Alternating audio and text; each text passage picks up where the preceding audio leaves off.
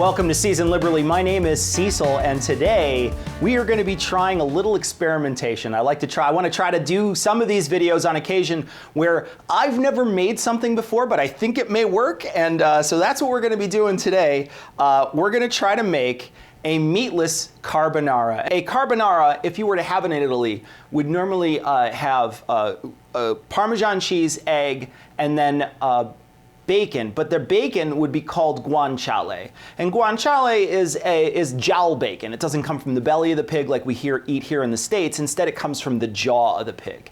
And so guanciale is actually a really wonderful bacon. It's very fatty, but the fat is very pure, and it coats the noodles. It's really a delicious final addition to a carbonara. But I was thinking of trying to make something meatless because we had made bacon a couple weeks ago using shiitake mushrooms. And so I thought to myself, we could try to make a meatless version. Now, it won't be vegetarian because we'll be using eggs and cheese, but we could maybe make a meatless version of this and see how it turned out. So that's what we're going to try today, and I hope you join me for this experiment.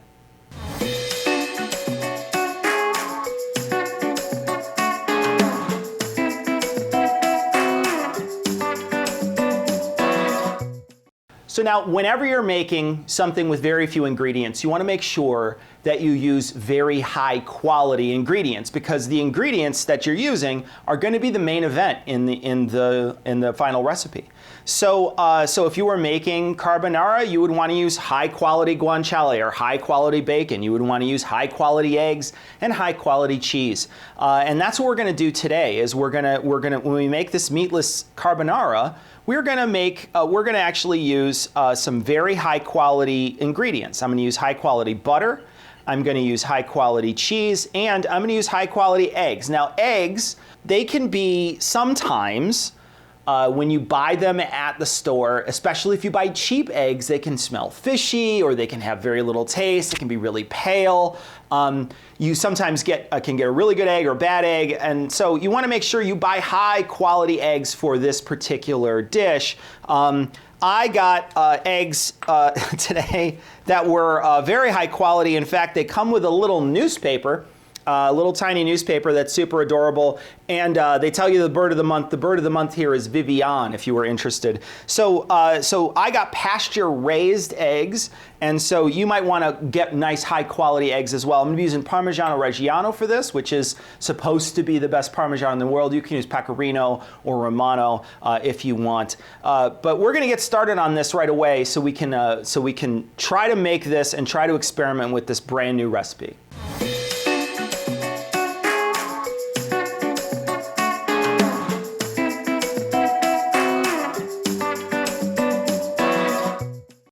Now, for our MLT sandwich, we made these particular mushrooms in the past. It's the same recipe. What I'm going to do is I'm going to take some shiitakes that I've cut into strips. I'm going to add some salt, olive oil, and some pepper. You can also add some smoked paprika if you like to give it a little smoky flavor. And we're going to toss these, and then I'm going to throw them on a pan, and we're going to put them directly into the oven.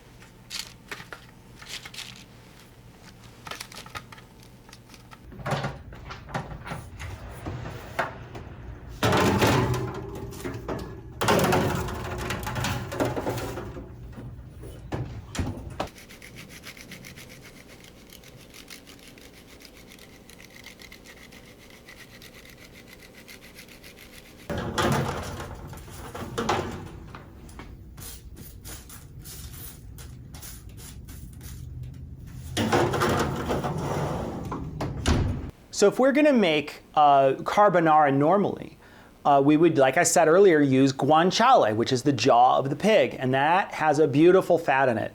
And when you would be done rendering that fat, you would cut the guanciale into lardons, what they call lardons, which are like little sticks of bacon.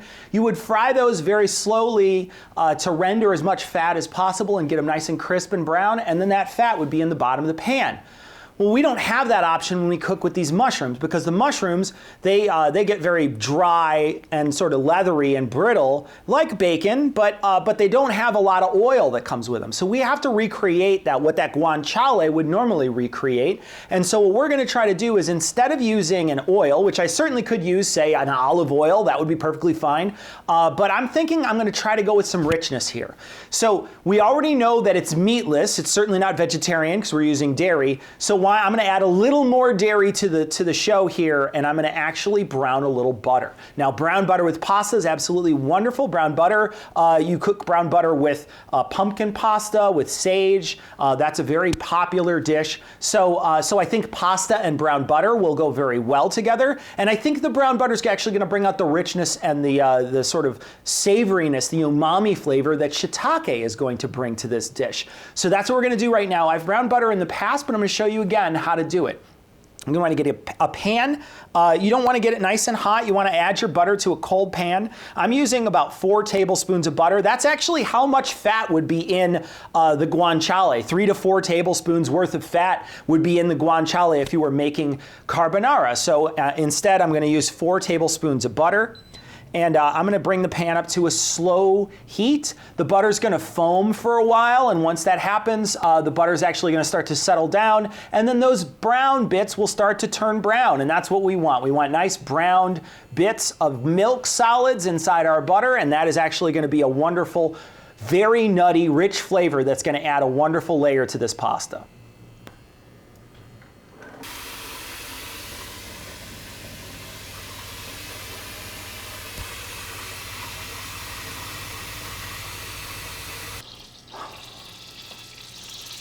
Remember to salt your pasta water. You want to make sure it's salty like the sea. So salting your pasta water is very important when you're cooking pasta. It's what flavors the pasta, and it makes it so you don't have to use so much salt in your final dish. So be sure to salt your pasta water and make sure it's nice and briny. So now I'm going to be transferring this into a bowl. Now normally if I was cooking guanciale, I would just take it off the heat once it's done and let it sit in the pan. We actually don't want to add anything to a warm pan because we don't want to have scrambled eggs, because there's going to be raw eggs added to this eventually. So, but instead I'm actually going to pull this directly out of the pan. Specifically because I don't want this to overcook in the pan. The pan will retain some of its heat, and I actually want the brown butter to stay at the perfect browned consistency, and it might burn if I leave it in there. So I don't want to do that. As I can see, it's starting to turn a nice dark red. I'm going to be taking this off the pan very, very soon.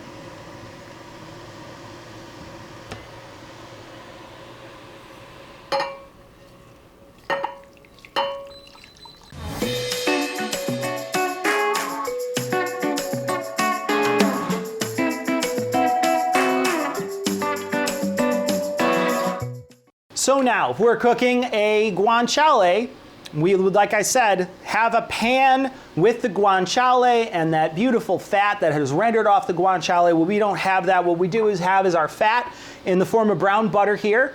You can see in the bottom of this, you can see the brown butter solids. They are all nice and beautiful and red, which is what we want, a nice dark red color.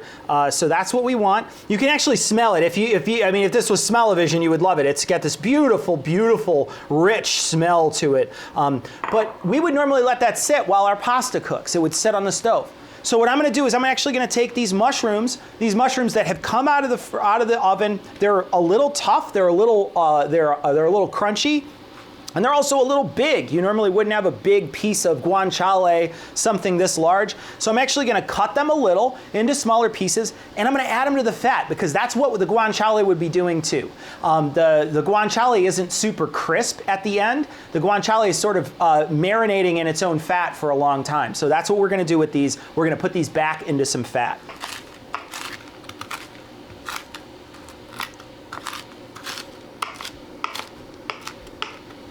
So now that they're cut up a bit, I'm just going to drop them directly into this brown butter to toss them and let them sit while our pasta cooks.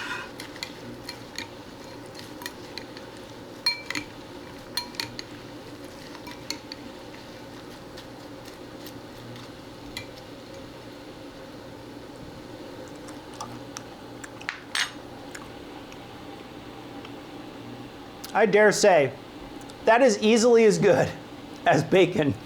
With that little bit of oil that's in there, that brown butter added to that, that's really good. I am very anxious to try this final dish.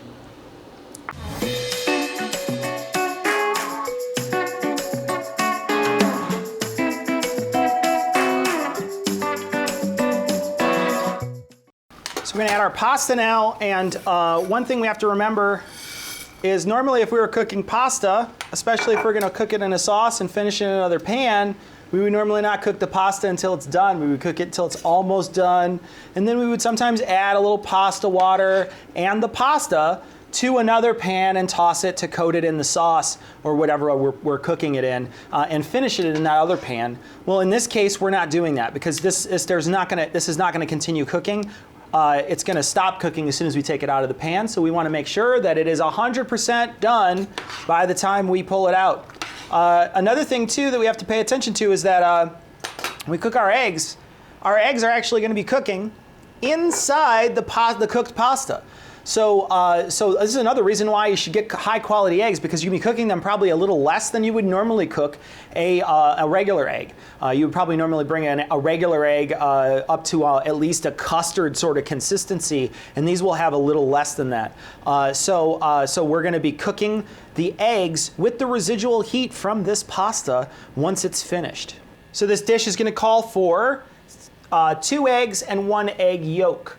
I'm not going to use, you could use 3 eggs and a yolk if you want the pasta to have a little more egg flavor. If this is a little dry at the end, I'm probably going to add a little bit of pasta cooking water to it. I don't want to overpower it with eggs because I feel like the bacon would be a little stronger flavor than the mushrooms will be, and so I want to make sure that there's not just an egg flavor to it.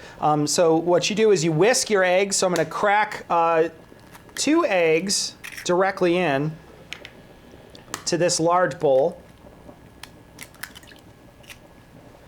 And then I'm going to separate this final egg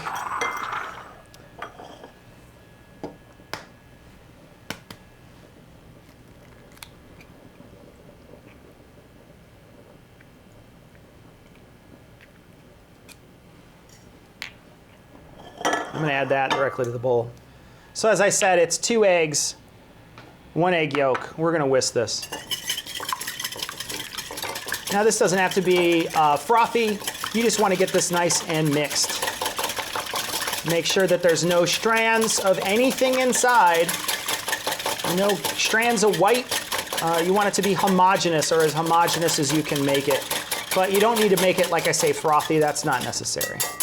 So like I said, it's going to be kind of a mixture of cacio e pepe, which would be a lot of pepper, a little bit of eggs, and you don't even have to have eggs. You could just use butter if you want. So butter or eggs, and then a little bit of Parmesan cheese into your noodles. That's cacio e pepe. I'm going to actually use a lot of pepper in this because I think it's going to need another level of flavor, and I think that heat is actually going to bring a lot of good, really umami flavor out of these mushrooms. So I'm going to use quite a bit of pepper in this. That's probably about ½ teaspoon worth of pepper in there. I'm going to dump my cheese directly into this egg, and I'm going to turn it into something of a slurry. So as I stir it, it's going to coat the pieces of the Parmesan cheese, and then this in turn will coat our pasta when the pasta is added.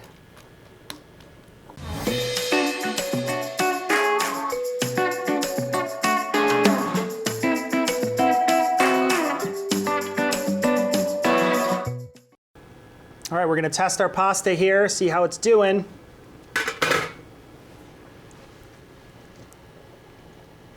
It's done.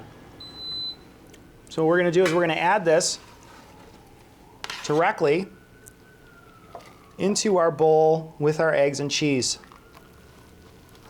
And we're gonna stir it around so we don't get scrambled eggs.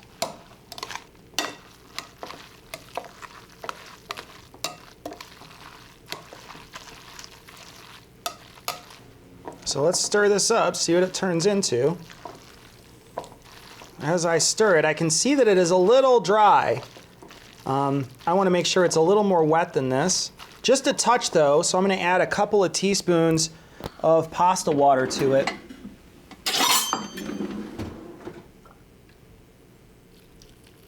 Nothing major, just like I say, a couple of teaspoons. I just want it a little wetter than it was. All right, so now I'm going to add my mushrooms.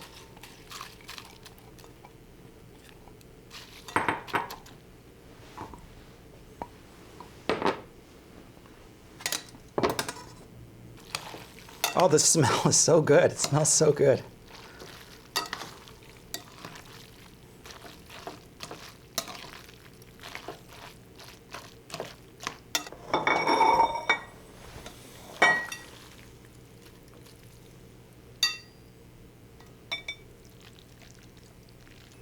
Whenever they ask in the restaurant if you want more cheese, I don't know anybody who says no.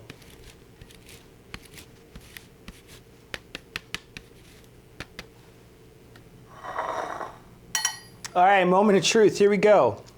I feel like this is a video faux pas, eating pasta on video here, but here we go. You know, it's really not that bad. I definitely prefer carbonara to this, but if I was looking for a meatless alternative, I think this is a perfectly good dish. The mushrooms themselves have a great flavor to them. They have a nice bite to them. It's very similar to what you would be biting into if you were biting into a piece of bacon. The rest of the dish is all relatively the same. Yeah, and definitely the crispier the mushrooms are, the better this dish is going to be. They retained inside that butter. They retained all of their crispiness. So they are not soggy at all. They are just as crisp as when they came out of the oven. Just make sure that you cut these things nice and thin and that you crisp them up nice and crisp. And I guarantee if you make this, you're gonna probably add this to the rotation. I think this is a really solid recipe. I would say, as far as experiments go, it could certainly be improved, but I would give this like a B. So thanks for joining me today on Season Liberally. If you like this video, please use the like button below, share it with your friends, subscribe, hit that bell, and leave me a comment. Let me know if you try this. I think this is a worthwhile experiment. And let me know what you would add or subtract to this, and maybe we'll make something else in the future. Thank you so much for joining me today.